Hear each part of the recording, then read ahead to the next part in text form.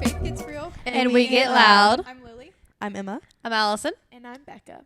Hey, Welcome back. Part So, 3. We are Part 3. finishing up the book of Ruth. We are in chapter 4 tonight. Yes, sir. All right, I'll get us started off. Dive into Alrighty. it. Boaz went to the gate of the town and he sat down there. Soon the family redeemer Boaz had spoken about came by. Wow, that was a mouthful. Boaz said, "Come over here and sit down." So he went over and sat down. Then Boaz took 10 men of the town's elders and said, "Sit here." And they sat down. He said to the redeemer, Naomi, who has returned from the territory of Moab, is selling the portion of the field that belonged to our brother. Here it goes again. Elimelech. I can't. Elimelech. I thought I should inform you. Buy it back in the presence of those seated here and in the presence of the elders of my people. If you want to redeem it, do it. But if you do not want to redeem it, tell me so that I will know, because there isn't anyone other than you to redeem it, and I am next after you. I want to redeem it, he answered. Then Boaz said, On the day you buy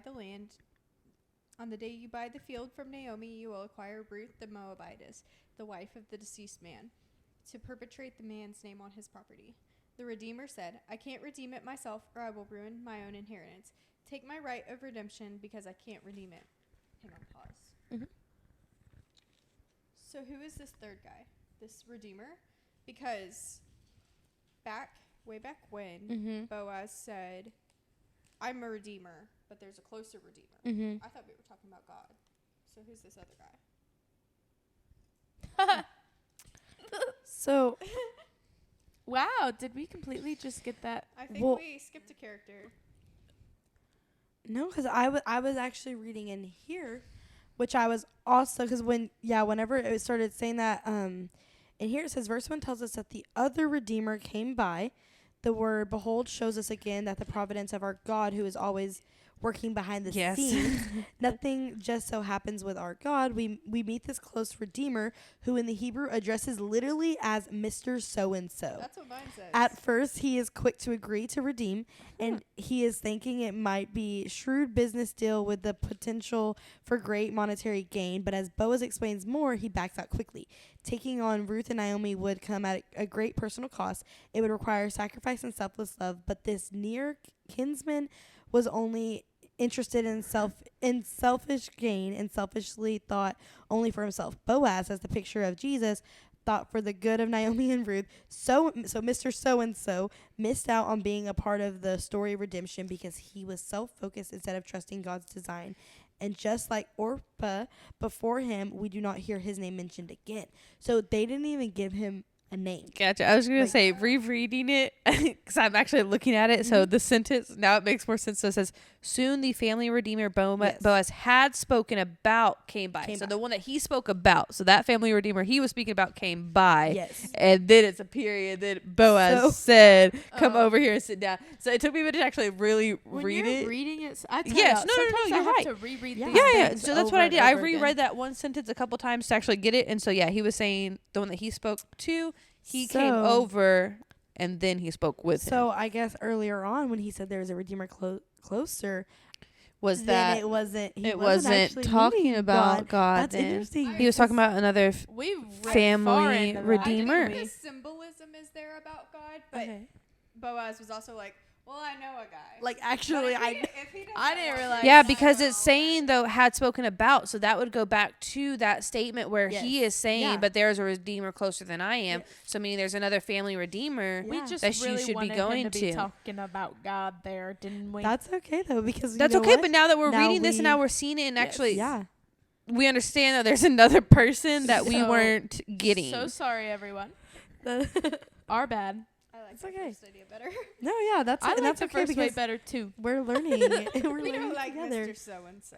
Yeah, 'cause But the so, but yeah, redeem- that is interesting. So yeah, but like once again, like yeah, you never hear about Orpah again, and you're never gonna hear about Mr. So and So Yeah. again because It's he denied it. So crazy, like how intricate the Bible is, Yeah. For real. and how you can think one thing and then the next chapter automatically is like, Yeah, just keep reading. So what I Wrong. actually find is really funny though is because so when I did the Bible study myself, Mm-hmm. I also was doing like a chapter a day type thing, and so I think because I broke it apart, I don't think I've ever actually realized that's not what that wasn't meaning. Okay. Because now that I'm reading it all together, now I'm like, wait, that actually makes sense that it wasn't God because he did mention it before. Because every time I read it, I normally do read like a chapter a day, or like in this, it's like a chapter per week, and they break it down like kind of like this is like week 3, day 5, but it's Ruth 4:1-6, which talks about that, and that's it's just, and I've already done this study, so it's how it breaks it down. I don't think I've ever realized like, hey, he's not talking about God. He's actually talking about like seriously. There's another family there's actually another family relative. redeemer. There's another family That's relative. here. That's So a I just think it's funny redeemer. because like I'm like I read through Ruth a lot Huh. because it's my favorite book, but I've never realized that because I truly don't think I've actually just sat and kind of read it all together once I normally break it. Hey, but I mean that's down. that's what you're seeing. Yeah. Is like even Like, now I'm us learning. reading it. Yeah, Yeah. We were find thinking something the same new thing every as day. you. But it's also cool like when you're with other people and then Right. someone spots that Yes, and then spots they're it like, and then point. Yes. Yeah, Oh. great. That was a great good catch, spot. Lily. Reading because we all sitting here thinking that he was talking about Jesus. That's okay though. Yeah, and now it's like we talked about how Boaz had such Christ-like character, which I still agree with.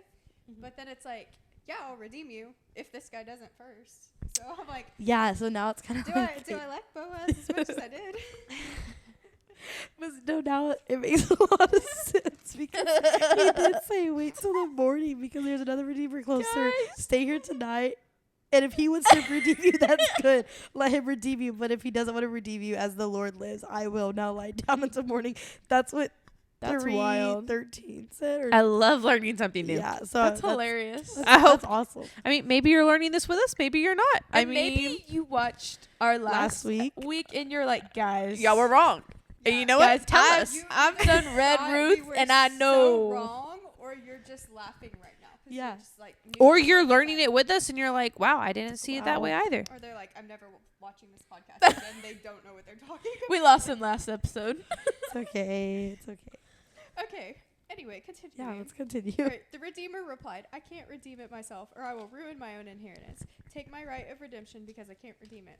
At an earlier period in Israel, a man removed his sandal and gave it to the other party in order to make any matter legally binding concerning the right of redemption or the exchange of property. This was the method of a legally binding transaction in Israel. Wow. He's just like, here's my shoe. Here's Yeah. my sandal. This is So- legally binding. So the Redeemer removed interesting. his sandal and said to Boaz, buy back the property yourself. I didn't realize they'd already sold it. I thought we were just in discussions. All right. Boaz said to the elders and all the people, you are the witnesses today that I am buying from Naomi everything that belonged to Elimelech, Chilion, and Malin.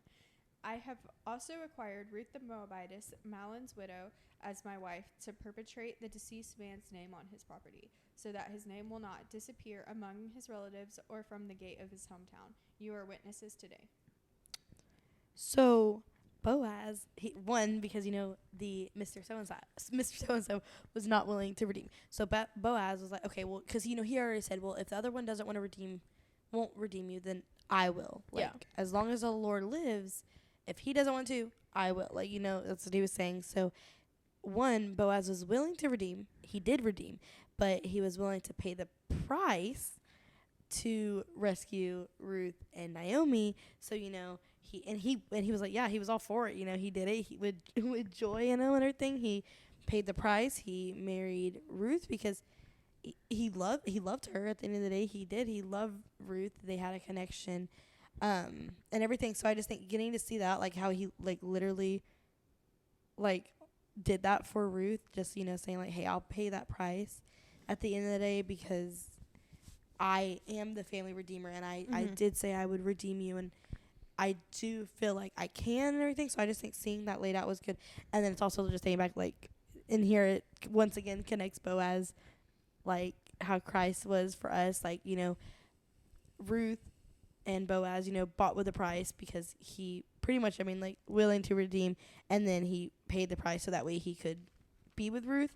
And it's once again just seeing like we're bought with the price. Like, Jesus literally died for our sins and took on everything just so that way we could live. So it's just once again kind of connecting Boaz back to Christ, and that's in that circumstance. That's just kind of really cool how they once again brought that back, because I feel like just throughout this whole thing, like you see like Ruth herself and how she is, but then you literally see like how much of a godly man Boaz is, and how like he stays a godly man through it all. Like, you know, because he, even when he, you know, he's talking about redeeming, he's like, oh yeah, I'll be your family redeemer, but there is one who lives closer to you, or who's closer than I am. Like their land is closer to you. Like, let him do it. Like, if he wants to do it, then as long as the Lord lives, like, he can do it, you know.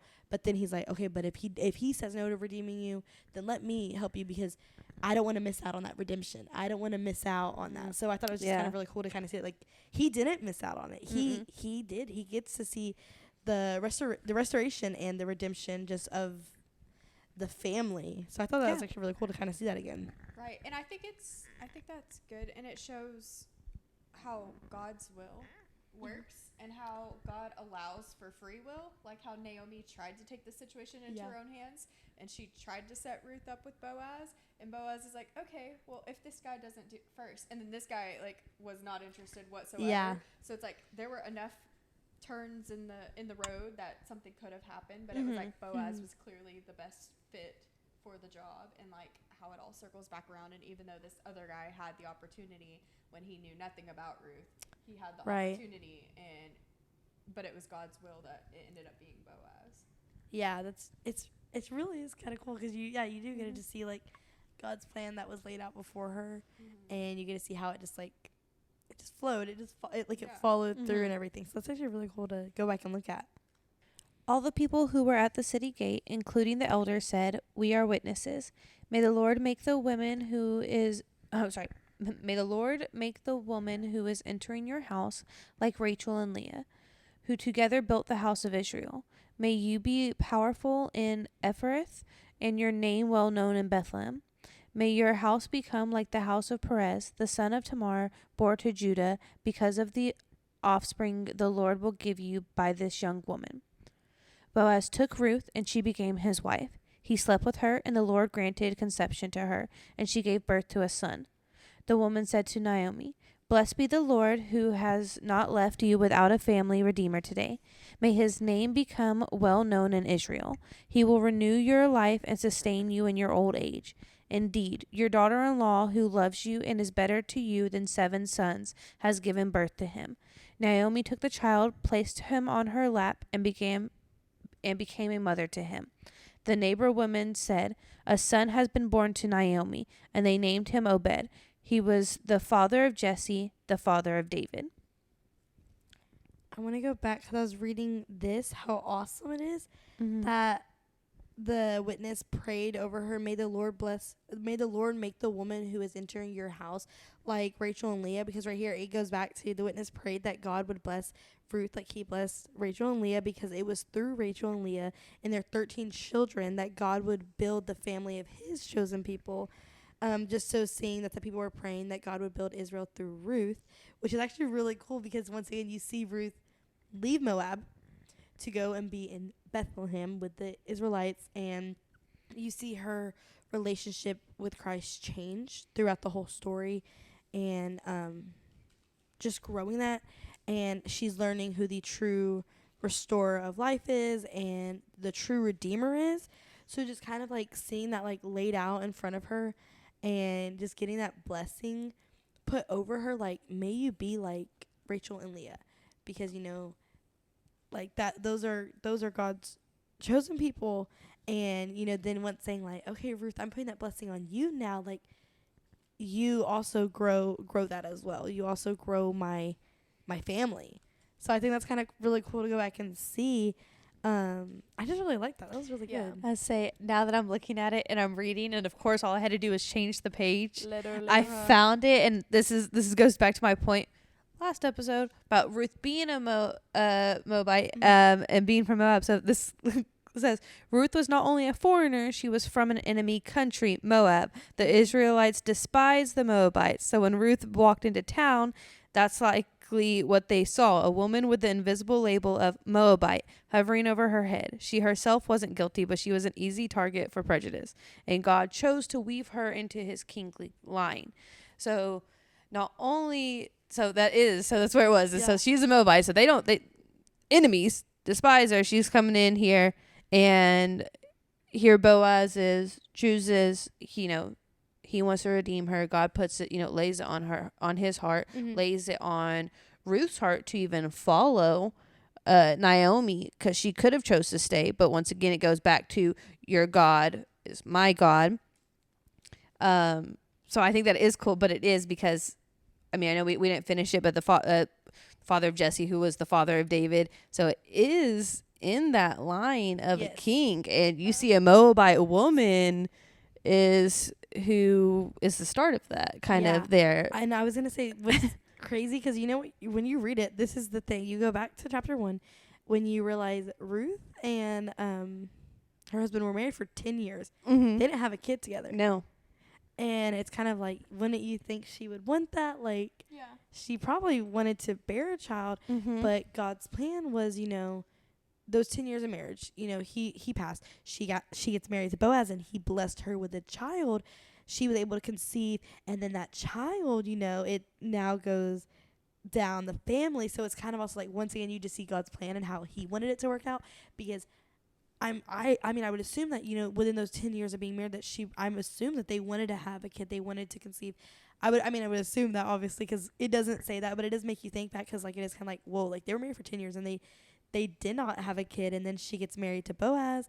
They have a son. Like, it's just, once again, seeing how the Lord is just blessing them, but also just going back and blessing Naomi at the end of it too. Because it is, and because the woman said to Naomi, Blessed be the Lord, who has not left you without a family redeemer today. May his name become well known in Israel. So it's not even talking about Boaz in that situation. It's talking about the son that they just buried, because Boaz is the family redeemer now. But when Boaz dies, that son will then become the family redeemer, who will take care of Naomi and Ruth as they age. He is now the family redeemer. So it's just seeing the lineage just kind of go, and just seeing it. It's awesome. And then you also just, see that Naomi is no longer bitter. Like, she's Naomi, and she's pleasant. She's pleasant. She's not Mara. She's not bitter. And you can just see how that changed as all this happened. And like, just the story of Ruth, how it's not only the story of Ruth and a story of love, but it's a story of love and from the father, and the story of Naomi, and seeing a change in Naomi, and just everything like that. It's just, I think it's really cool to kind of see and play out almost. I like that. Yeah. I really like what the notes page is what I like to call it. What it says right here. The story of Ruth shows us there are no insignificant people in God's plan. Even if we only know them as a name on a list, he takes the despised and the rejected, the lowly and the insignificant, even his enemies, and he binds them to Christ. And it's just, like you were saying, like, Naomi was bitter. Like, without her bitterness, we wouldn't have gotten to where we are. And, like, without Ruth's loyalty, we wouldn't have gotten to where we are.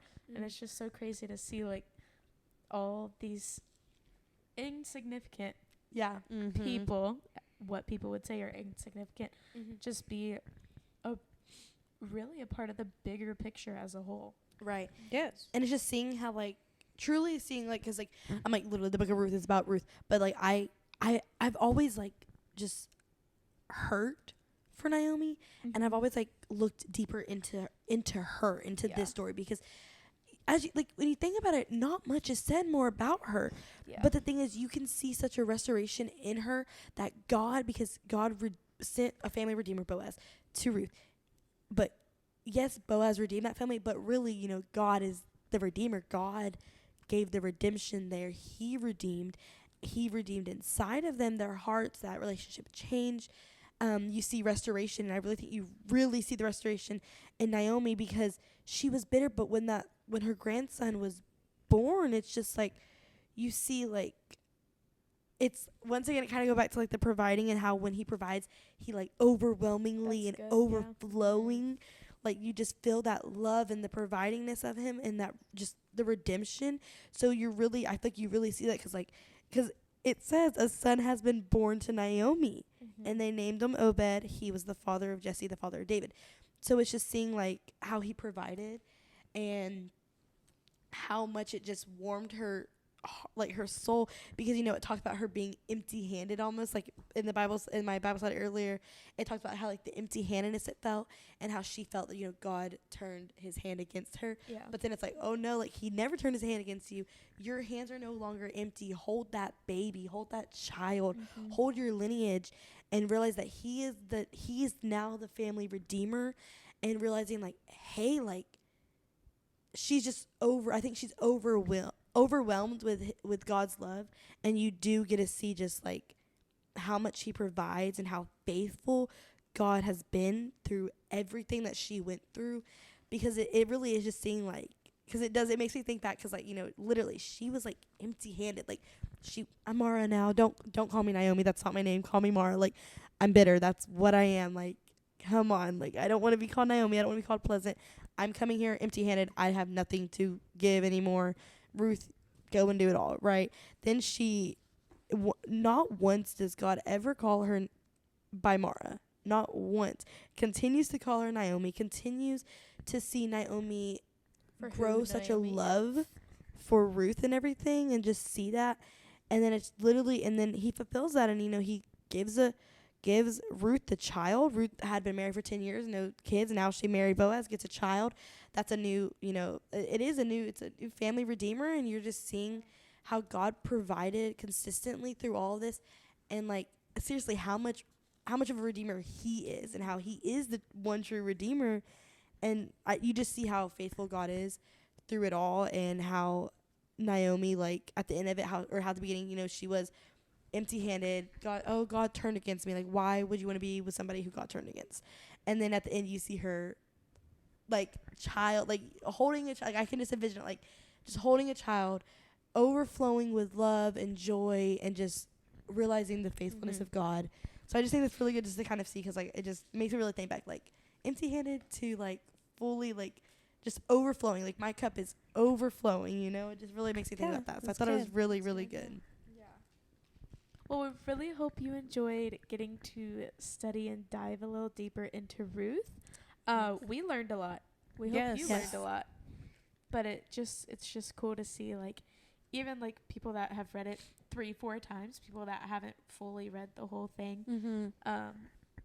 It's so crazy to like see that, like, even those who have read it are learning something new. Yes. Right. Because that's important. You're always learning something new every time you read, which is something super cool. But if you guys enjoyed this type of study, let us know. We'll keep doing them. Yes. Send us a book that you would like us to go through. Yeah. Because I really enjoyed this. Like, I think it was really good. Like, I mean, literally, like, we're just doing a Bible study. Yeah. And y'all are just here with us. And seriously, like, thank y'all for bearing with us for learning new things. We are sorry that we thought the one Redeemer who was closer was God. But at the end of the day, he is. He is. I mean, he is the one true Redeemer. I don't think it's what we know. Yes. It is what we know. And I don't think it's wrong that we interpret it that way, because the whole point is to read it, and you are supposed to, you read it to know the truth, and it with context and everything. So it's funny because, like, it's a whole chapter. It's like the whole chapter, like the context around it was like, oh, it makes it sound like it is. But then you read the next chapter, and it's like, oh. And it's like rereading it. Yes. But no, seriously, thank you for bearing with us, for learning something new. We hope y'all really enjoyed that, and we would love to do more stuff like this if y'all enjoy it with another book in the Bible. Yeah, if you have any recommendations for a book in the Bible, or any questions, if you're like, hey, this one book, I have this question, and maybe we'll dive deeper into it. So, just send us any suggestions, prayer requests. Please, prayer requests. I love that. Yeah. Yeah. All right. Well, we love y'all so much. Guys. Until next time. Bye.